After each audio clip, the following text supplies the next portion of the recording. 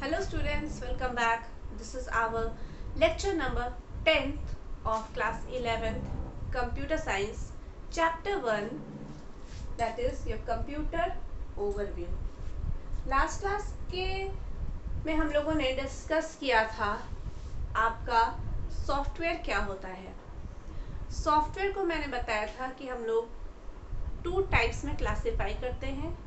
एक हमारा होता है सिस्टम सॉफ्टवेयर और दूसरा हमारा होता था एप्लीकेशन सॉफ्टवेयर। सिस्टम सॉफ्टवेयर को फर्दर हम लोग क्लासिफाई करते हैं उसके 3 टाइप्स में। एक हमारा होता है ऑपरेटिंग सिस्टम, नेक्स्ट हमारा होता है यूटिलिटी और उसके बाद हमारा होता है लैंग्वेज प्रोसेसर। ये सभी के सभी हमारे क्या होते हैं, सिस्टम सॉफ्टवेयर होते हैं, जिसमें कि हम लोगों ने पहला देखा था सिस्टम सॉफ्टवेयर के अंदर हमारा जो ऑपरेटिंग सिस्टम होता है, ऑपरेटिंग सिस्टम, और दूसरा हम लोगों ने यूटिलिटी सॉफ्टवेयर, यूटिलिटी प्रोग्राम या यूटिलिटी सॉफ्टवेयर के बारे में हम लोगों ने डिस्कस किया था, है ना। आज के इस वीडियो में हम लोग लैंग्वेज प्रोसेसर देखेंगे कि हमारा लैंग्वेज प्रोसेसर क्या होता है। आज जो हमारा टॉपिक रहेगा वो हमारा रहेगा language processor.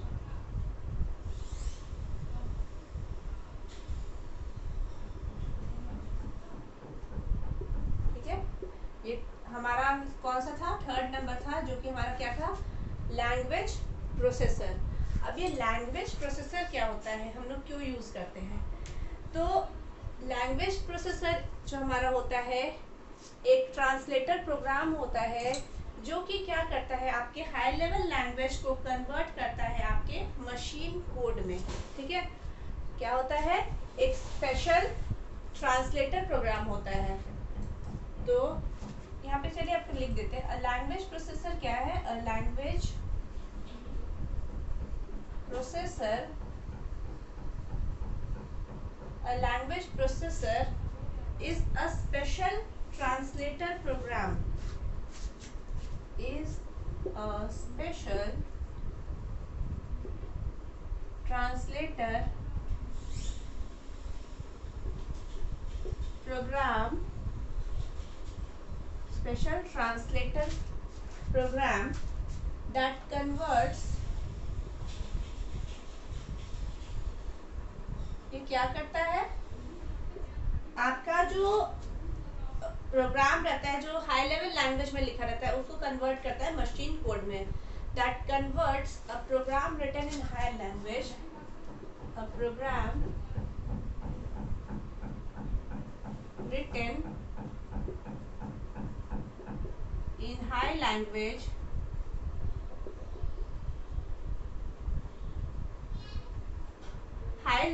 programs written in high language, जिसको कि हम लोग और क्या बोलते हैं,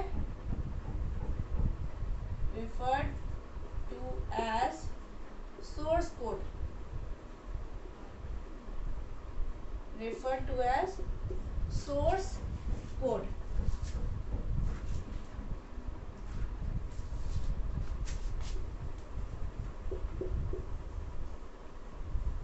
into machine code, ठीक है, जिसको हम लोग और क्या बोलते हैं, refer to as, क्या लिख देते हैं, referred to as object program,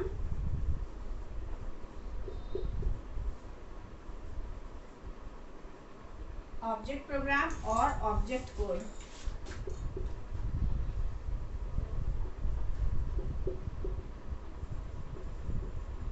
object program और ऑब्जेक्ट कोड, ठीक है।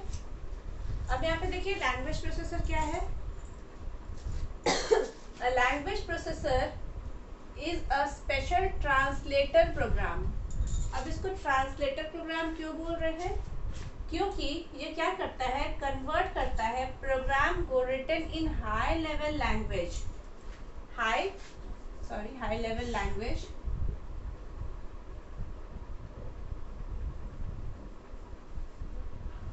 ठीक है, high level language, programs written in high level language. देखिए आप जानते हैं कि कंप्यूटर क्या है, एक मशीन है, और मशीन जो है वो हम लोग जो इंग्लिश लैंग्वेज जानते हैं वो उसको समझता नहीं है। तो मशीन हमारा क्या समझता है, सिर्फ और सिर्फ हमारा समझता है वो 0 और 1।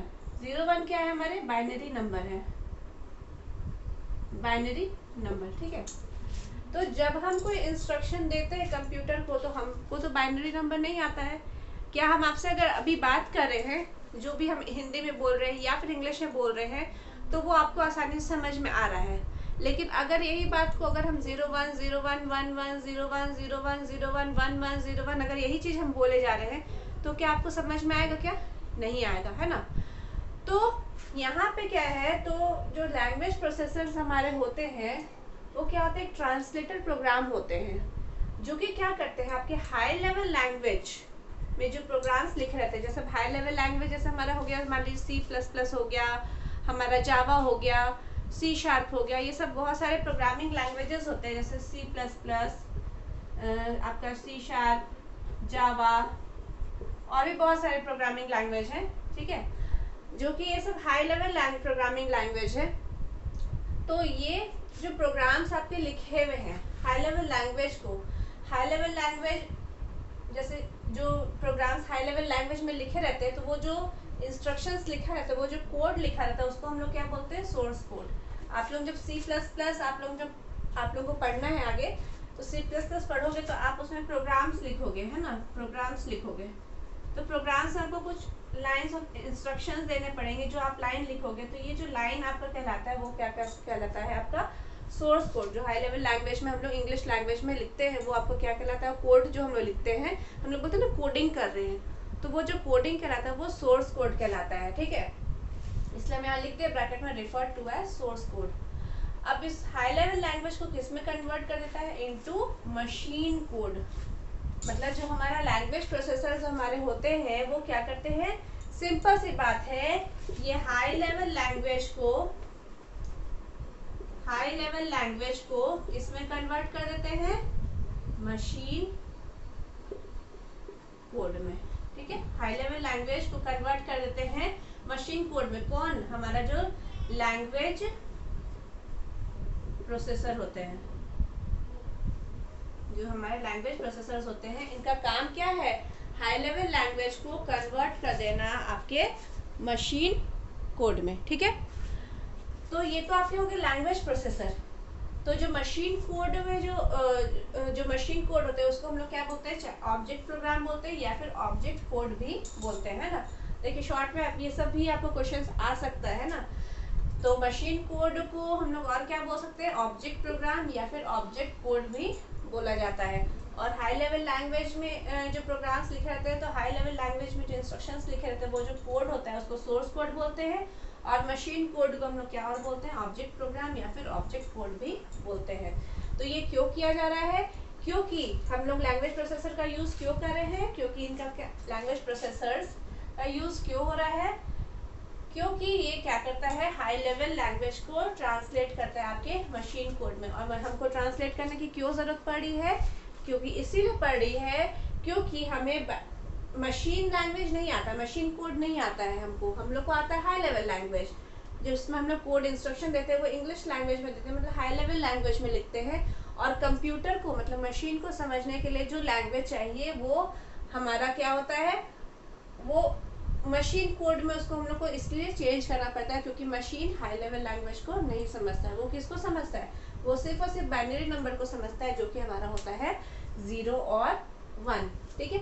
एग्जाम्पल हम आपको बता ही चुके। एक और एग्जाम्पल अगर आप देखिएगा तो अगर ऐसे ही सोच लीजिए कि मान लेते हैं कि आप इंडियन हो और आप चाइना गए, ठीक है। आपको आपको हिंदी लैंग्वेज आती है या इंग्लिश लैंग्वेज आती है, ठीक है, आपको ये दोनों लैंग्वेज आती है, लेकिन आप चाइनीज, आपके पास कोई क्लाइंट है आपका जो कि चाइना का है, या फिर आप चाइना गए तो वहाँ पे वो चाइनीज़ जानता है, और चाइनीज़ के अलावा उसको ना हिंदी आता है ना इंग्लिश आता है, तो आप उससे बात कैसे करोगे, वो आप तो हिंदी में बोलोगे या फिर इंग्लिश में बोलोगे, लेकिन क्योंकि ना उसको हिंदी इंग्लिश आता है और ना आपको चाइनीज़ समझ में आता है, तो अब आप आपस में बातचीत कैसे करोगे, आपके बीच में इंटरेक्शन कैसे होगा, आप अपना बात उस तक कैसे पहुंचाओगे। तो ऑब्वियसली आपके पास एक ऐसा ट्रांसलेटर होना चाहिए, मतलब एक ऐसा पर्सन होना चाहिए जो कि आपका वो हिंदी इंग्लिश लैंग्वेज भी समझता हो और चाइनीज भी जानता हो। तो अब क्या होगा कि जब हम इधर से उसको कोई कुछ बताना है, मेरे को मान लीजिए हेलो भी बोलना है, तो मैंने बोला यहाँ पे हेलो, तो वो जो ट्रांसलेटर बीच में मैंने रखा है एक ऐसा पर्सन जिसको कि सभी लैंग्वेजेस आते हैं, तो वो क्या किया, वो इस हेलो को समझा कि हाँ मैंने इंग्लिश में हेलो बोला है, तो वो उसको कैसा समझाएगा, तो उसको चाइनीज भी आता, तो उसको हेलो का चाइनीज पता है कि हेलो में क्या चाइनीज में उसको हम लोग बोलते हैं, तो वो उसको उसी लैंग्वेज बोलेगा। तो देखिए, तो उधर से वो भी रिप्लाई करेगा, तो आप लोग दोनों के बीच में कैसे कम्युनिकेशन हो रहा है, with the help of a person जो कि ट्रांसलेटर का काम कर रहा है। समझ में आई बात को? तो सेम उसी तरह जब हम मशीन को नहीं समझ सकते, मशीन लैंग्वेज हमको नहीं आती है, तो मशीन को समझाने के लिए हमको एक ट्रांसलेटर की ज़रूरत पड़ती है, जो कि ट्रांसलेटर का क्या काम है, आपके हाई लेवल लैंग्वेज को मशीन लैंग्वेज में कन्वर्ट करना। अब यहाँ पे आपको बात समझ में आ गई क्या है? ठीक है। अब हमारे पास जो लैंग्वेज प्रोसेसर्स जो होते हैं वो बेसिकली आपके जो हम लोग उसको क्लासीफाई करते हैं, तो 3 टाइप्स ऑफ लैंग्वेज प्रोसेसर हमारे होते हैं। तो वो 3 टाइप्स कौन कौन से हैं हमारा? एक हमारा है असेंबलर। चलिए लैंग्वेज प्रोसेसर हमारे कौन कौन से टाइप्स के देखते हैं। एक हमारा होता है असेंबलर, एक हमारा होता है कंपाइलर और एक हमारा होता है इंटरप्रेटर। ठीक है, ये 3 टाइप्स ऑफ लैंग्वेज प्रोसेसर हमारे होते हैं। तो लैंग्वेज प्रोसेसर कितने टाइप के होते हैं? तो 3 टाइप्स के। अब ये तीनों में क्या डिफरेंस है इसको हम लोग देखते हैं कि क्या क्या है। तो language processors can be classified into the following. Language processors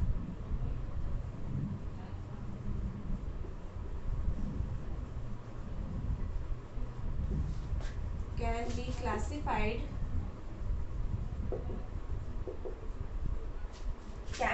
classified into the following.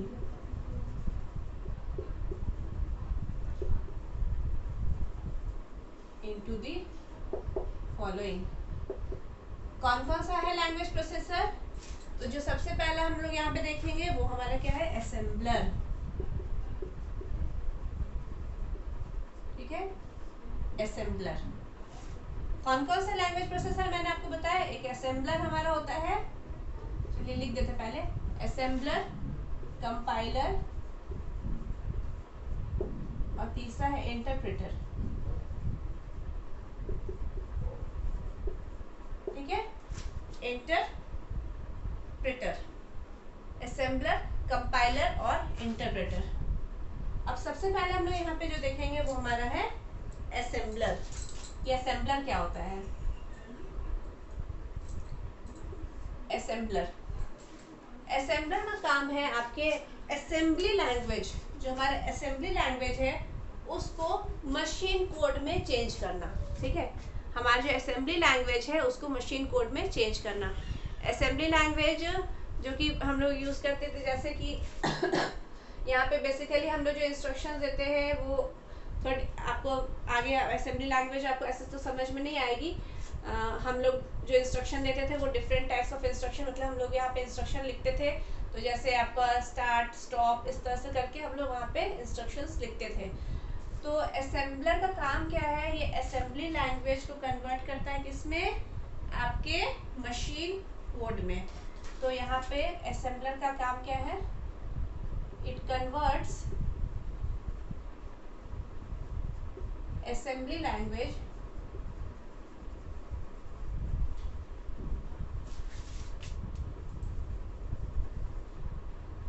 into machine code।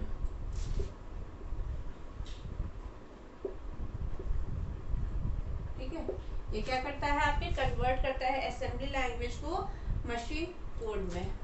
जैसे यहाँ पे हमारा मान लीजिए एक असेंबलर है,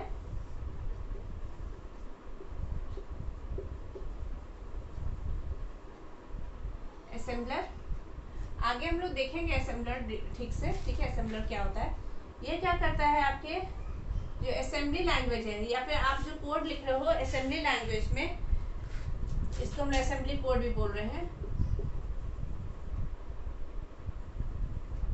ये असेंबली कोड को किस में कन्वर्ट करता है? आपके यहाँ पे असेंबली कोड आपने लिखा, यहाँ पे बीच में हमारा एक असेंबलर है और ये इसको किस में कन्वर्ट कर देगा, आपके मशीन कोड में,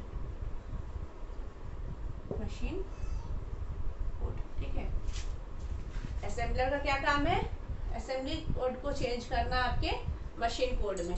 ठीक है, नेक्स्ट है आपका कंपाइलर। कंपाइलर का क्या काम होता है, कंपाइलर क्या करता है, जो प्रोग्राम्स हमारे लिखे रहते हैं हाई लेवल लैंग्वेज में, उसको मशीन कोड में चेंज करता है। ठीक है, एट अ टाइम, मतलब एक साथ कंपाइलर क्या करता है, पूरे कोड को एक साथ क्या करता है, आपका ये कंपाइल करेगा और उसके बाद उसमें जो एरर्स आपके आएंगे उसको क्या करेगा, वो रिपोर्ट करेगा और उसके बाद फिर क्या, मतलब पूरे सोर्स कोड को एक बार में ये कंपाइल करता है। ठीक है, मतलब कि पूरा आपका कोड को क्या करेगा, कन्वर्ट करेगा, ये हाई लेवल लैंग्वेज कोड को कन्वर्ट करता है आपके मशीन लेवल लैंग्वेज में। तो कंपाइलर का क्या काम है, it converts high level language into machine level language in one go, एक ही बार में। It converts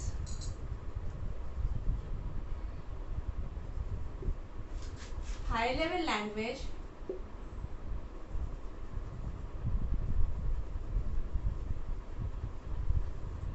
into it converts high level language into low level language, high level language into low level language in one go,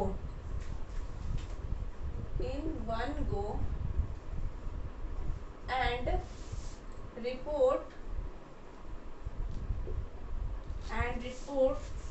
all errors of the program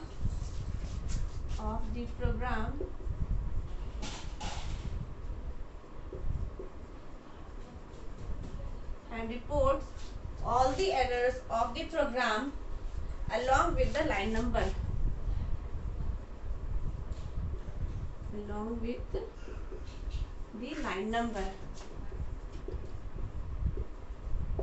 ठीक है, मतलब आपका यहाँ पे क्या है, एक कंपाइलर है। कंपाइलर का क्या काम है, आपके हाई लेवल लैंग्वेज को किसमें चेंज करना, आपके लो लेवल लैंग्वेज में, या मशीन कोड भी आप बोल सकते हैं ना। यहाँ पे चलिए आपको फुली में लिख देते हैं, हाई लेवल लैंग्वेज को किसमें कन्वर्ट करता है, लो लेवल लैंग्वेज में, हाई लेवल लैंग्वेज, और यहाँ पे क्या है आपके लो लेवल लैंग्वेज, वही मशीन लैंग्वेज है ना।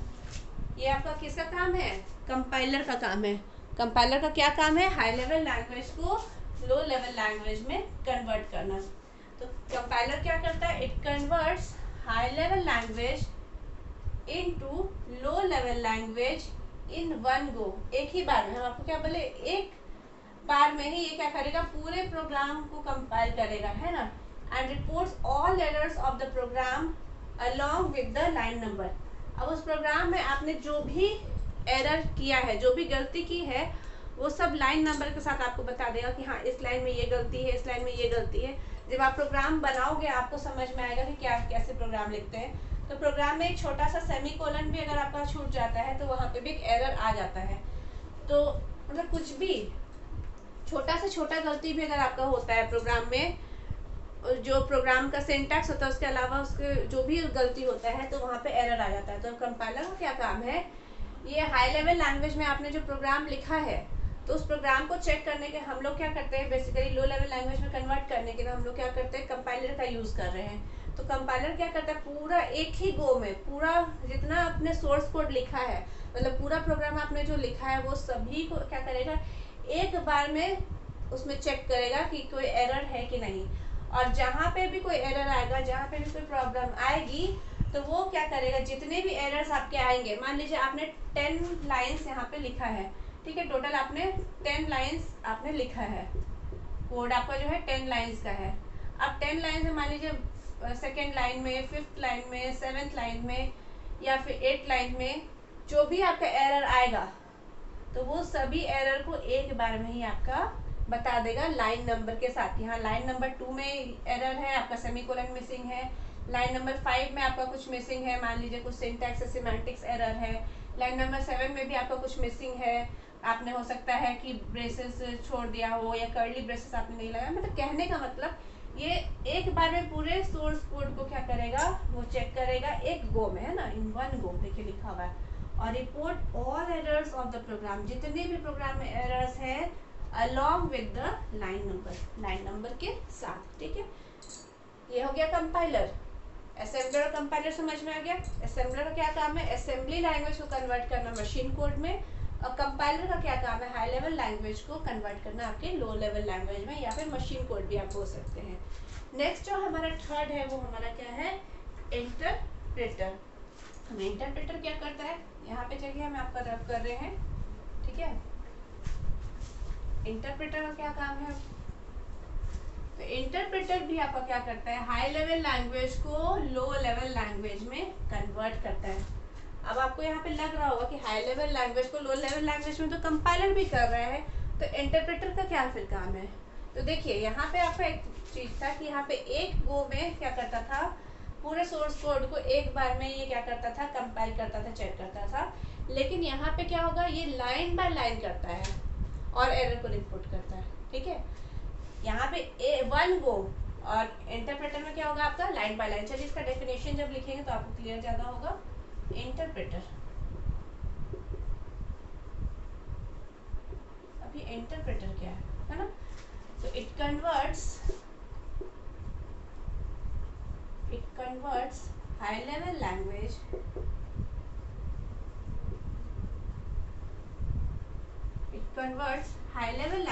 into low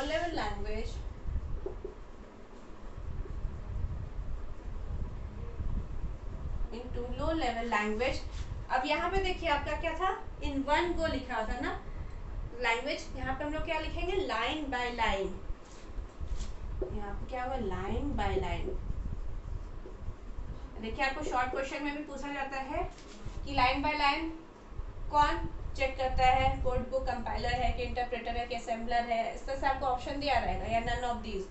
तो आपको क्या लाइन बाय लाइन कौन कन्वर्ट करता है, आपके इंटरप्रेटर का काम है। ये हाई लेवल लैंग्वेज को कन्वर्ट करते हैं into low level language line by line.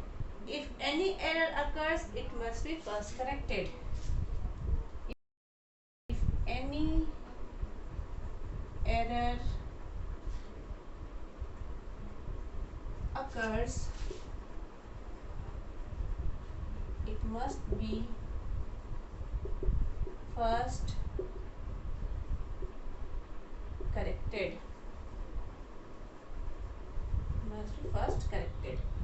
ठीक है। तो अब ध्यान में आया, ये क्या करता है, लाइन बाय लाइन क्या करता है, हाई लेवल लैंग्वेज को किसमें कन्वर्ट करता है, आपके लो लेवल लैंग्वेज में। तो यहाँ पे क्या है, आपका इंटरप्रेटर है, इसका क्या काम है, हाई लेवल लैंग्वेज में जो प्रोग्राम लिखे हुए हैं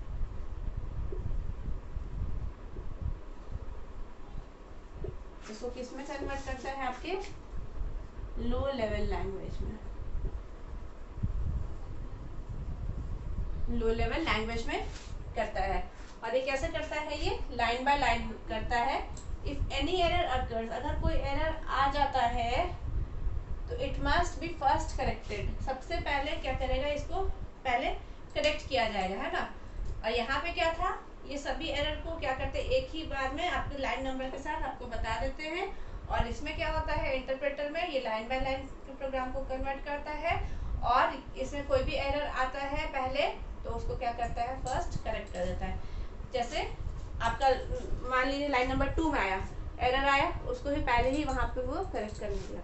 तो कहने का मतलब ये तीनों के तीनों आपके क्या हैं, आपके लैंग्वेज प्रोसेसर है। कौन कौन से लैंग्वेज प्रोसेसर है, तो कंपाइलर, इंटरप्रेटर और असेंबलर, ये तीनों आपके क्या है, कहलाते हैं लैंग्वेज प्रोसेसर कहलाते हैं। और लैंग्वेज प्रोसेसर का क्या काम है, आपके हाई लेवल लैंग्वेज को कन्वर्ट करना किसमें, मशीन कोड में। हाई लेवल लैंग्वेज में जो प्रोग्राम्स लिखे रहते हैं, तो जो प्रोग्राम्स लिखाते हैं उसको हम लोग क्या बोलते हैं, सोर्स कोड बोलते हैं। और हमारा जो मशीन कोड होता है उसको हम लोग ऑब्जेक्ट प्रोग्राम या फिर ऑब्जेक्ट कोड भी कहते हैं। तो ये तो आपका सिस्टम सॉफ्टवेयर के अंदर हम लोगों ने सभी देख लिया कि सिस्टम सॉफ्टवेयर क्या होता है। सिस्टम सॉफ्टवेयर के अंदर कंपाइलर क्या होता है, सिस्टम सॉफ्टवेयर के अंदर ऑपरेटिंग सिस्टम हमारा आता है, यूटिलिटीज़ आता है, साथ ही साथ हमारे लैंग्वेज प्रोसेसर्स आते हैं। सभी आपको समझ में आ गया होगा कि लैंग्वेज प्रोसेसर्स का क्या काम है। लैंग्वेज प्रोसेसर्स में कौन कौन से कैटेगराइज हम लोग किए, तो कंपाइलर, इंटरप्रेटर एंड असेंबलर, ये सभी आपको आई होप कि समझ में आ गया होगा, है ना। अब हमारा जो नेक्स्ट जो टॉपिक है वो हमारा रहेगा जो कि है हमारा एप्लीकेशन सॉफ्टवेयर, है ना। हम लोग सॉफ्टवेयर को 2 पार्ट्स में कैटेगराइज किए थे, एक हमारा था सिस्टम सॉफ्टवेयर और दूसरा हमारा था एप्लीकेशन सॉफ्टवेयर। तो एप्लीकेशन सॉफ्टवेयर को हम लोग नेक्स्ट के वीडियो में कवर करेंगे। Thank you.